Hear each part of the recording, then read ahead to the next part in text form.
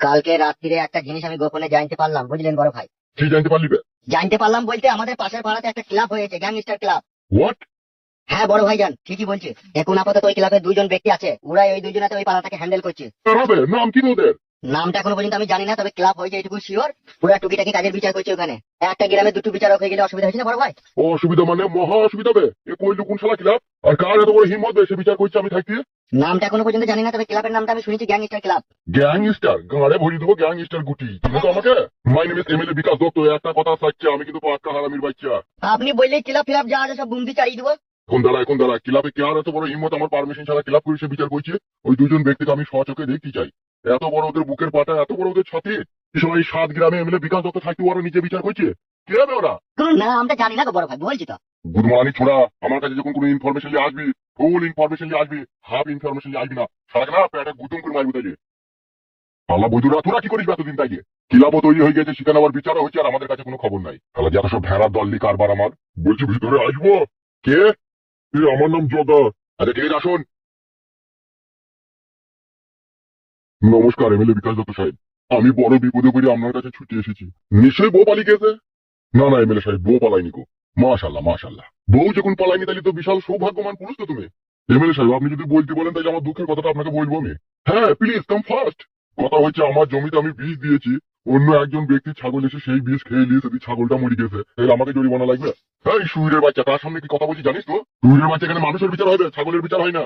MLA Bikash Dutta সাহেব, আমি ছাগলের বিচারের জন্য আসিনি। মেন কথা হচ্ছে আমার কাছ থেকে জোর জবস্তি করে 1,60,000 টাকা নিয়ে নিয়েছে ওরা, আর ছাগলের দাম হচ্ছে 3,000 টাকা। তারা 1,60,000 টাকা জোর জবস্তি করে নিয়ে নিয়েছে ওই গ্যাংস্টার ক্লাবের 2 জন সদস্য। কি বলছি রে বড়া? হ্যাঁ হ্যাঁ বড় ভাই, আমি এই ক্লাবের জন্যই আপনাকে বলছিলাম। টাকা নিচে বলছো? 1,60,000 টাকা, ছাগলটার দাম বড় জোর হয়তো 7-8 হাজার টাকা হবে, আমার কাছে 1.5 লাখ টাকা বেশি নিয়েছে। মাথায় পানি ঢাল দে, মাথায় পানি ঢাল দে, আমার মাথায় পানি ঢাল দে। সত্যি করে না মিথ্যে করে বড় ভাই? তাহলে বাইরে থেকে এক বালতি পানি আনবো। কালো কুকুর, কি আর বলবো বল, তোকে কিছু বলার নাই। আমি কি করবো বড় ভাই? আপনি তো বলছেন যে মাথায় পানি ঢাল, মাথায় পানি ঢাল, সেই জন্য। ওরে বুকা চোদা, ওর কথা শুনে বলতে ইচ্ছা হচ্ছে তাই বলে তুই মাথায় পানি ঢালবি? তা আমি ঢেলেছি বড়, বলেন। ও ঢালি নিলাই। এমএলএ সাহেব তাহলে কি হবে ওই কেসটা বলেন? এই মাংমারানি নেটা সুদি, জি বলেন। ক্লাবের বিষয় নিয়ে কথা হচ্ছে, ঠিক আছে? তুমি এখন যাও, যদি তোমার কাছে টাকা নিয়ে থাকে সে টাকা আমরা ঠিক আদায় করে দেবো, তুমি এখন পরে এসো। বেশ ঠিক আছে।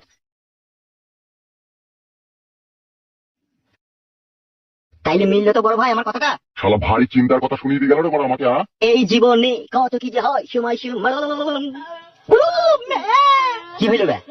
একদিন আমার ঘরে যাই, আমি মিষ্টি মিষ্টি কথা কইয়া খাটের উপরে শুয়াইয়া কি করলো আমায়, হাই রে এমএলএ চাচাই।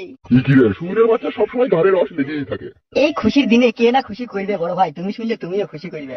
কি হয়ে যাবে? পক করে ভরে দিয়ে বেরিয়ে পড়লো লম্বা ছেলে এমএলএ কাকার অজান্তিতে। মায়ের খাবি বাজে দেবে যাবে। ওই আমার বড় ভাই, শুনো তবে সুখেরই কথা। ফুটোর বউ মানে তোমার বউ, সেই বইয়ের নাকি বাচ্চা হয়েছে আজকে গো। এই জিঙ্কু না করে না করে না করে না করে না করে না না। তোমার এই সুরের বাচ্চারা, সুরের বাচ্চারা সবসময় শালা খালি ইয়ার কি আর ইয়ার কি, শালাকে খেতা বই খান থেকে। কি পড়াটা সত্যি কথা বলতে পাবো না। কি সত্যি কথা ভাই, কি সত্যি কথা? ফুটুর বাড়ি গেছিলাম, ফুটুর সাথে রাস্তায় দেখা হইলো, ফুটু বলছে আমার বই ছেলে হয়েছে, তাই বললো, সেটাই আপনাকে বললাম আমি। সত্যি করে না মিছি করবে? এই দেখে সঙ্গে তাইলে আপনি বড় একবার বললাম তাই ছেলে চলে এলো। আপনার হেতিরটা কি মানে কম মোটা বলেন? ও যে মেয়ে একবার পাবে তার জিন্দিগিটা একবারে মাডুম চিং চিং হয়ে যাবে। তোরা দেখিস নাকি আমার? দেখবো কিসে লেগে? আপনার শরীর স্বাস্থ্য, আপনার গঠন টটন দেখলেই তো বোঝা যায় আপনার হেতির কত বড় হবে। অবুঝ আছিস তোরা বোকা চোদারা। এতিরের সাথে শরীরের কোনো সম্পর্ক নাই। নাই বললে হবে বড়, ফুটু তো 3 বছর বিয়ে করেছিল, কই বাচ্চা হইল না, আর আপনি একদিন গিয়ে আষাঢ়ি কাট দিয়ে এলেন আর বাচ্চা হয়ে গেল। সব ভগবানের দান দে বোকা চোদা। হ্যাঁ সে তো বোঝাই গেছি কেমন দান। এই সত্যি করে ছেলে হয়েছে? চলেন কেন আপনি আমার সাথে, চলেন দেখবেন। চ দেখি চ তো। আসেন।